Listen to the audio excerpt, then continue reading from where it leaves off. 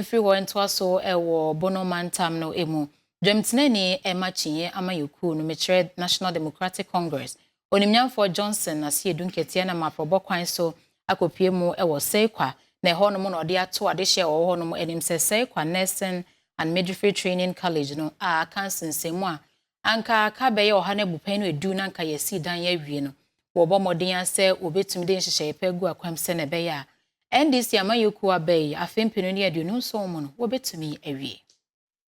Seikwa Nursing and Midwifery Training College suku eno no wobuno mantemu mfe bebrenie na wode ntete akọ ede amadusuafo amene wonmo abaya nursefo ne midwife mapa ewo manji emu na de ba kwa na wonmo ehwe ni mu sempanifo betimi ahwe na wode hu dwumade ma wonmo wonmo administration block sanse fe bebrenie ena mabo ho wade champanifo sanke beye ewo twe wani de behwe na so nya de se watimati bibia e de fimpanifo no akachi eno nam so amene tetenani National Democratic Congress meche NDC Amayoku no ni monyafo Johnson Aseidu Nketia akopie mu ewo suku no emu ne ho na wodi nsem bi tudwa na wo kire se Ghana mampani His Excellency John Dramani Mahama eni so ade hu no wode mo manyi ebi ene se apomuden mapa ebetimajan na so ewo manesa asunti de ebeye na adusuafo wonmo ewo Seikwa Nursing and Midwifery Training College no akande hodo wonmo behia betimi abamo odwumade a wonmo edi ebetimajan na asunti obehwe se empanifo betimi aba besi wonmo administration blog no edema wonmo se de beye na no ni betimi abo wonmo yepa ochese bo shahodo a Ghana mampani His Excellency ehye eso man puntori ne kan kwada na koma so no behwe so bedi su yepa ede ama wonmo enunti wonimonyamfo Johnson Aseidu Nketia kire se eye wonmo administration blog no aba ne bebo ne homodin bia ahwe eso betimi asi ede ama wonmo se de beye a eno ni betimi abo wonmo yepa na ma wonmo dwumade a wodi suku ni munso etimi ejana naso ede ama womo